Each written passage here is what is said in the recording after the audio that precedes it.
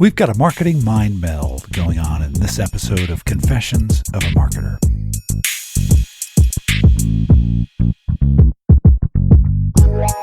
I'm Mark Reed Edwards. Welcome back to Confessions of a Marketer.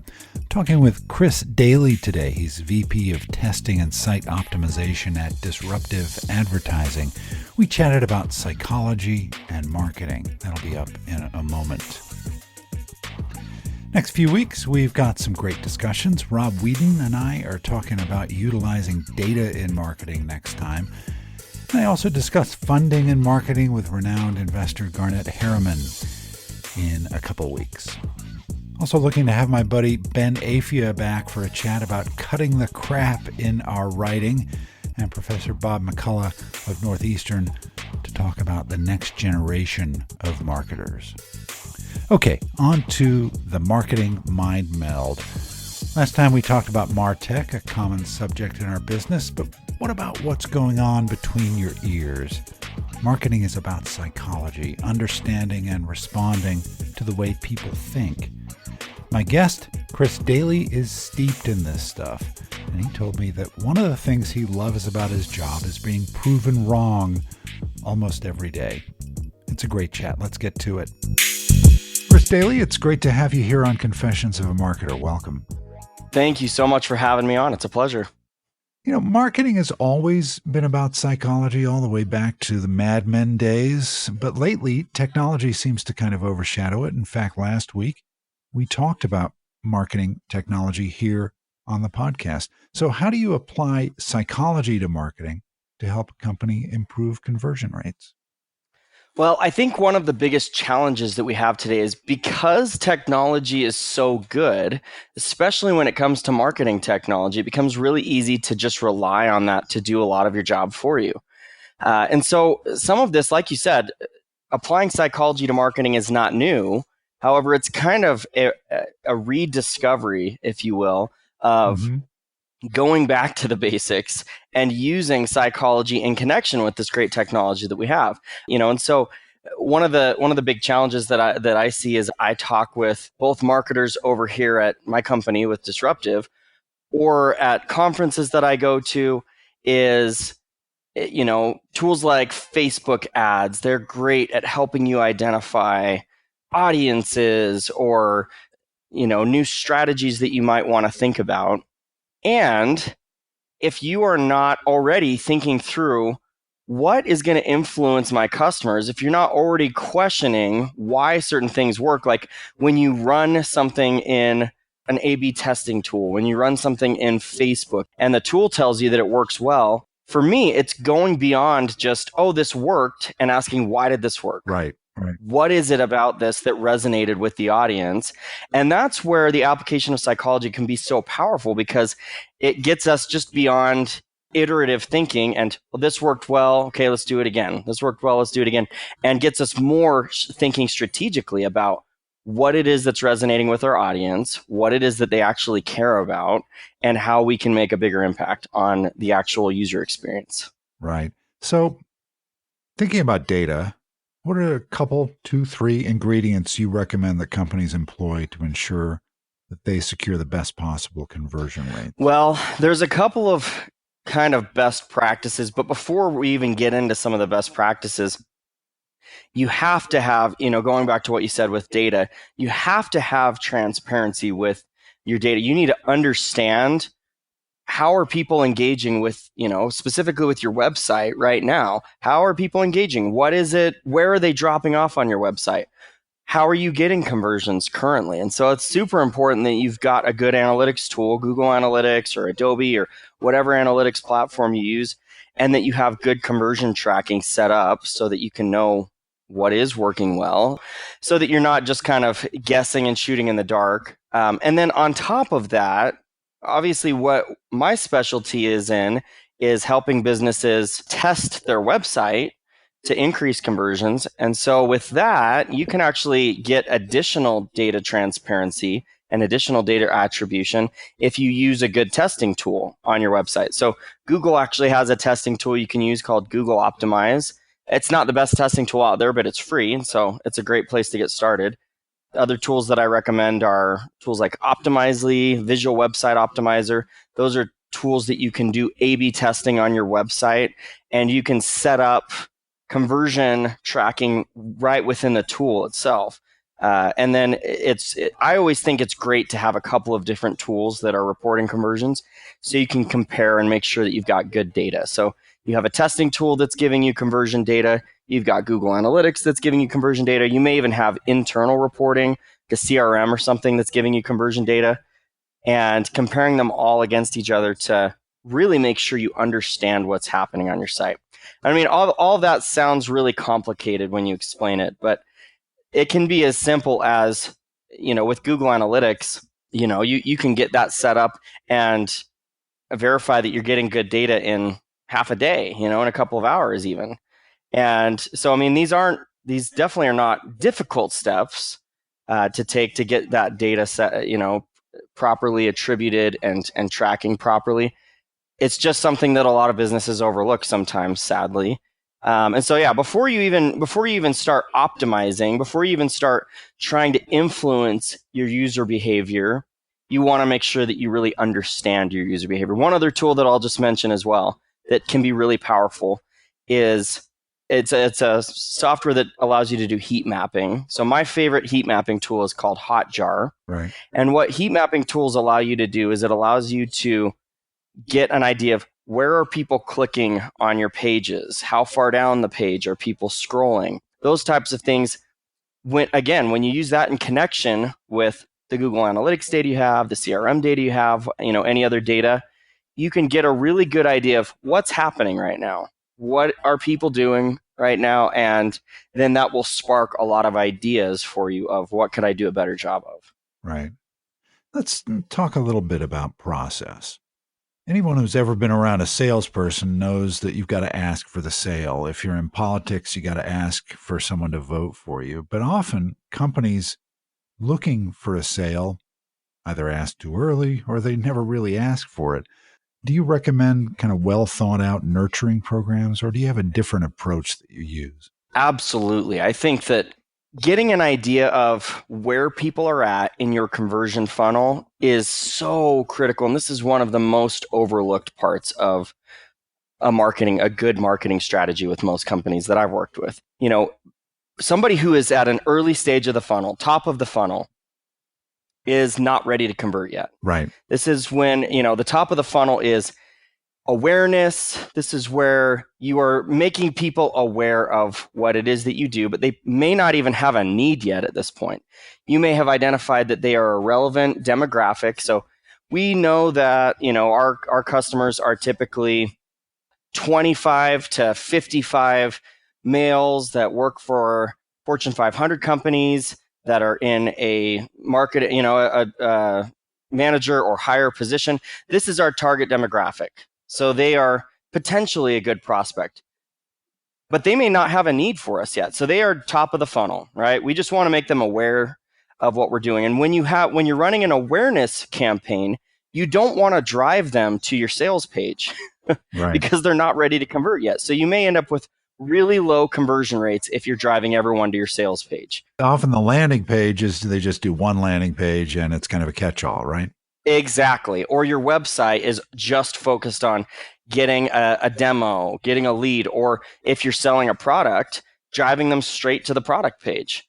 And this can be good for the right people, but I see a lot of companies that drive everyone to that catch-all page, then they have low conversion rates and want someone like me to come in and help them convert more of those people. Now, you can convert more of them, and it's first important that you make sure you're sending them to the right place. So with high funnel traffic, people that are in the awareness stage, you want to send them to a high funnel offer, something that is not a get a demo request, talk to a sales rep or whatever. You want to send them to a white paper or maybe even a blog post. Sure.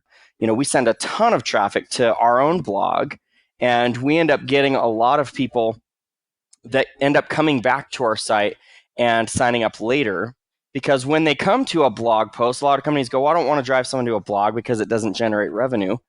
And that's not necessarily true. If you get someone to your blog, then you can hit them with a remarketing pixel. So once they've come to your website, Now you can start remarketing to them everywhere they go. And this is extremely powerful. This is kind of the commercial of the internet, Sure. where somebody has now been exposed to your brand. They've read a blog post from you. Now, every time they go to their favorite blog, to their favorite e-commerce site, to Amazon, wherever, they're going to start seeing your ads everywhere they go.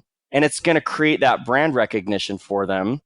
And then when they do finally have the need for whatever your service, whatever your product is, you immediately come to mind.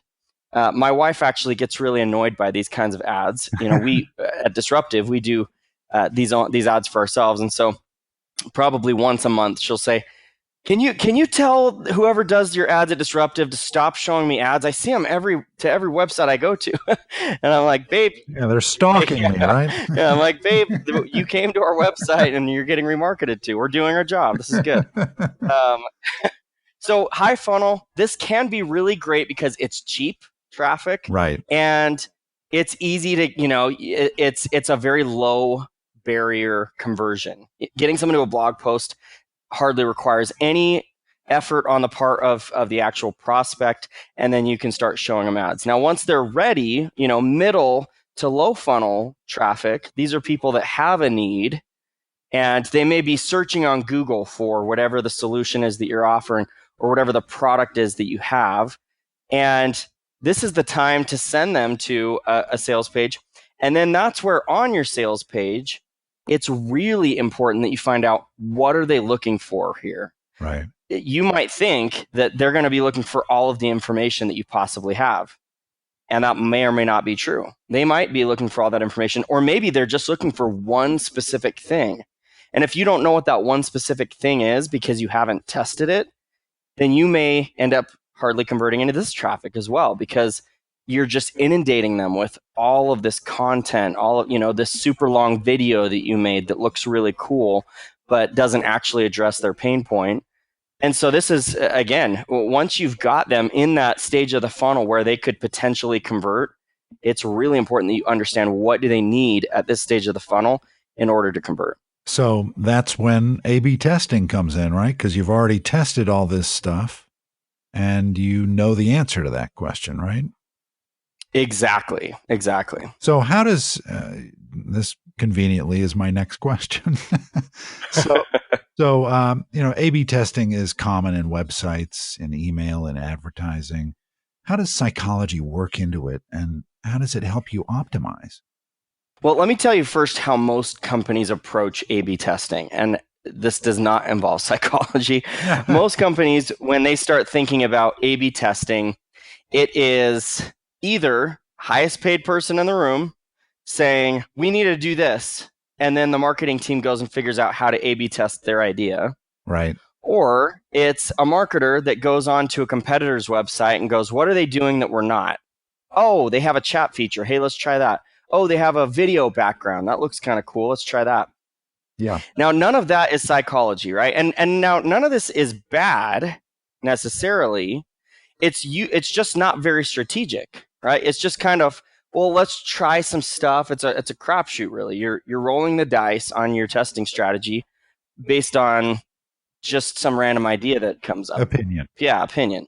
So the psychology can come in to really help you think through, instead of just what does my boss think, what does my competitor do, thinking through what could my audience be looking for. And so we actually have kind of broken the psychology aspect down into a few different categories that helps us think through our customers' website experiences. And so I'll just run through these real quick and we can talk about them. But sure. The different areas that we kind of look at specifically is first, value proposition. Yeah. And with value proposition, you want to ask yourself not just what is my value proposition or value propositions, but what value proposition is going to resonate best with my audience. Mm-hmm. And again, this is something that you need to test. And this is an awesome test to run for any business to figure out, okay, I've got 5 things that people love about my products. They are, if this is an e-commerce site, I've got made in the USA, I've got free shipping, I've got all natural ingredients, I've got 30-day money back guarantee. I've got all these things, and all of these things are great value propositions, but maybe people don't care that it's made in the USA. Mm-hmm. Maybe people don't care that it's all natural. Maybe the only thing they really care about is your free shipping. Right. Or maybe they only care about the money back guarantee. And so you need to figure out what value proposition is going to resonate. So that's the first thing. The second thing is your call to action. Call to action is a must-have on any page of any website. Of course. Yeah. And with your call to action, it's also important to think through what call to action are people going to be expecting and what will they respond best to. If this is for a service, if I'm a lead generation company, will people respond better to get a free demo? Are they going to respond best to talk to an expert, get a free evaluation? Or are they going to respond better to something like start saving money today? Sure. Something that's super ambiguous. And so that also, you want to think through the psychology, because if you come on too strong, people may be resistant to that. If you come on too weak, it may not prompt them to take action. And so that's where some of the, psychology comes in of thinking through, let's give a bunch of different options, some that are on the really strong end, some that are on the really weak end. And let's figure out what is prompting people to take action. Then we talk about content. Mm-hmm. Content is something that every site has to have. This is where you are giving people information about your service, your product, whatever it is. And content, because it's important, because it's a necessity, most companies go totally nuts on content. They will have way too much content, and not saying that a lot of content is a bad thing necessarily.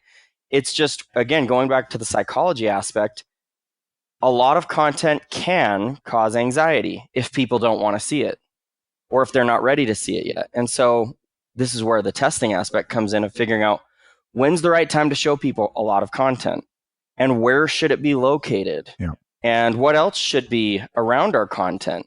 And what format do people want that content in? Do they want my video, or would they like text that says the exact same thing that's in the video? Right. People can sometimes be really resistant to multimedia type content. Do you want to take the kind of wait there's more approach? Sometimes, yeah. And so sometimes giving people a good hook that grabs their interest initially, and then you give them more content progressively as they move throughout your website experience or throughout your funnel. In fact, I'll give you an example of a test that we just ran for a client that kind of opened our eyes. So this was an e-commerce website. Most e-commerce websites follow the same format. You've got a homepage where you feature a bunch of products. You click on a product category and you get a category page that has 15 to 20 products per page. And you show them the product image, you show them the price, the name of the product, maybe the reviews. Right. And then once people click on that product, you take them to a product detail page. And that product detail page is going to have all of your product information. Well, on the actual category page, most companies put prices on their category page. We actually ran a test to go, is this too early to show people prices? Mm-hmm.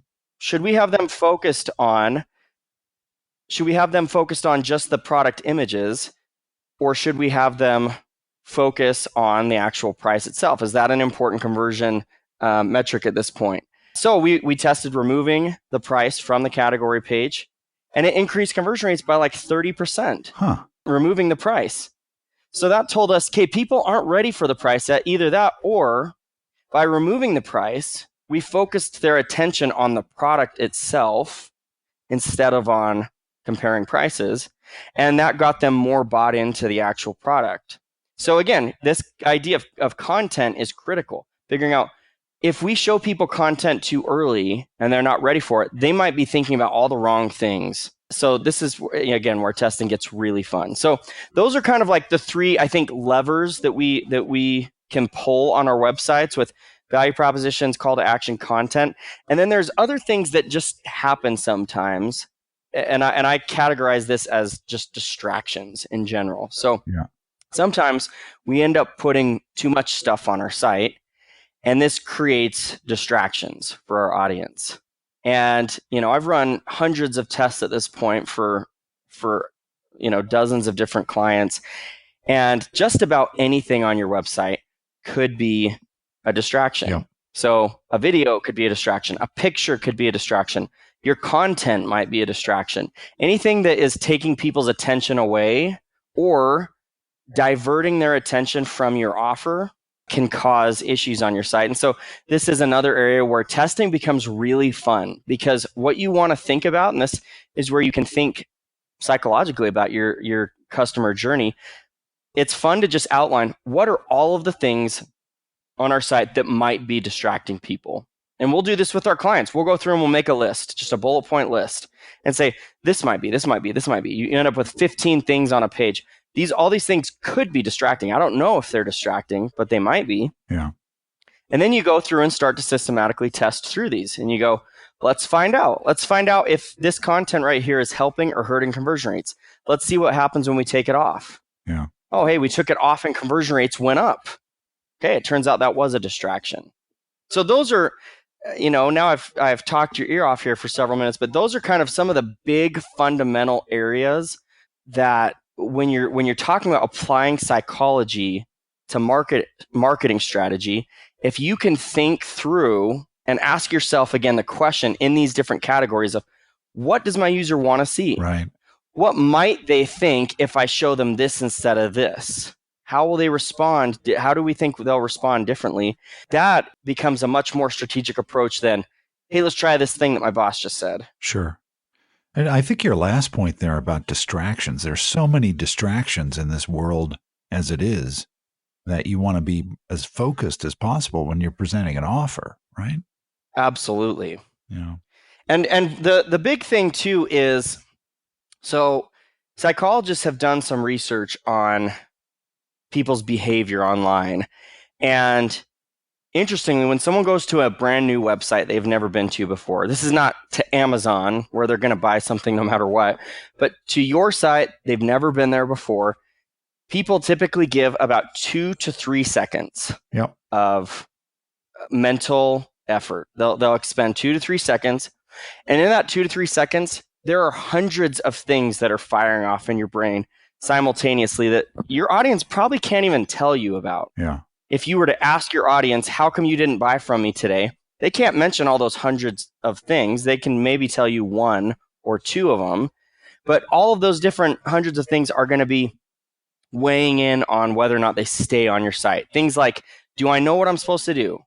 Is this relevant to what I'm looking for? Do I trust this site? Does this feel and look trustworthy? Is it simple and straightforward? How much time, how much money is this going to cost me?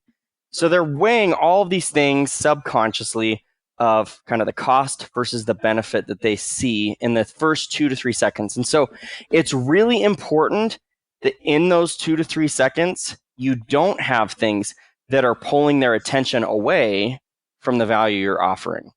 And so that's where, again, content might be really good, but maybe you don't want content to be the first thing they see, because if the first thing they see is content, that's a cost to them, a cost that's going to take time to process. Sure. Same thing with, showing price too early. That's a cost that you're introducing before they see the benefit. And so it's really, really important that you really, in those first 2 to 3 seconds, you're not distracting them with too much stuff. Well, you may have answered this last question just now, but is there any advice you'd give a marketer looking to use psychology in their marketing and make it more effective? There's a lot of things I'd recommend, but I mean, if there was one thing that I was going to recommend, it would be anytime you try something, whether it works, whether it doesn't work, and I mentioned this a little bit earlier, but to start asking the question of why. Why did this work? Why do I think this worked? And this, it's so funny. I worked in-house before I became an agency. And when I was working in-house, I knew this concept. Sure. I knew that it's a good idea to ask, why did this work? Why didn't this work? But I just never did it. You were just thankful it did work, right? Yeah, right. Exactly. And it's so easy to get, inundated with to-do lists and other initiatives that it's like, okay, boom. Hey, I got a positive result. Good. I don't have to spend much more time on this. And you move on to the next thing. But I can't even tell the audience how much more beneficial how much better of a marketer I've become when I sit down and ask, why did this work? Let me list out, and this is what I'll do. I'll do a bullet point list. Let me list out all of the reasons why I think this worked. Because you may not always know. Sometimes you know, but sometimes you think you know. And so you'll list out 3 or 4 or 5 different reasons why. I mentioned removing price. Why do I think this worked? It was too early to show price. We haven't shown enough benefit. Not having price, focused attention on the product images. Okay, those are 3 totally different reasons why I think this worked. Well, guess what? Now that's 3 more tests that I can run, because I can dive in and go, okay, if it was the product image, if focusing more attention on the product image was what worked, let's put even more attention there. Sure. Let's test bigger product images. Let's test different product images. Or maybe let's even test smaller product images and see what happens. Okay, if it was too early to show them the price, maybe we should show something else here. Yeah. Should we highlight maybe a value proposition? Should we highlight some urgency, 4 products left in stock or something like that? What could we show here instead of the price that might increase people's likelihood to keep clicking through? And so when you ask those questions of why, it might just seem like a fruitless exercise, but it actually can give you a lot of great strategic value. And the key it seems to me, is to not hold on to any preconceived notions, right? Absolutely. If you're willing to challenge your ideas, and this one of the things I love about my job is I'm constantly being proven wrong. And that might seem like a bad thing, but it's really exciting to me because, literally almost every day I will run a test that worked really well for another client that doesn't work for a client, maybe even in the same industry. And you go, why did this happen? And you might, want to bash your head against the wall because you're like, oh my gosh, there's no rhyme or reason to any of this. Like, what's going on here? Or you might get really excited and go, this is freaking awesome. Like, I get another opportunity to learn about my audience. That provides a ton of value to me. It provides a lot of value to my company. And so that's what's really fun to me, is if you are willing to be constantly proven wrong, or at least to challenge your own assumptions, like you mentioned, you make yourself invaluable to any organization, because most, especially like executives and and business owner types, they like to get some data, make an assumption, and just start powering forward at 100 miles an hour. And if you can say, wait, hold on, these assumptions we made might not be right. Look at this data here. Okay, let's shift. Okay, let's do some more testing. Oh, time to shift again. It's a great combination of organizational skills that you can bring to the table. Chris, this has been a great chat. Psychology at the core of marketing. Chris, thanks for being my guest here on Confessions of a Marketer. You bet. Thank you so much for having me. Really want to thank Chris for being with us. A deep subject, to say the least, and one we'll definitely revisit. Next time, Rob Whedon of Deal Signal is with us to talk about data in marketing, so stay tuned. This episode of Confessions of a Marketer was written, produced, and edited by yours truly. T. Jordan of A-Class Productions wrote the theme music. Confessions of a Marketer is a trademark of Reed Edwards Global Inc., and this episode is copyright 2018. I'm Mark Reed Edwards. See you next time.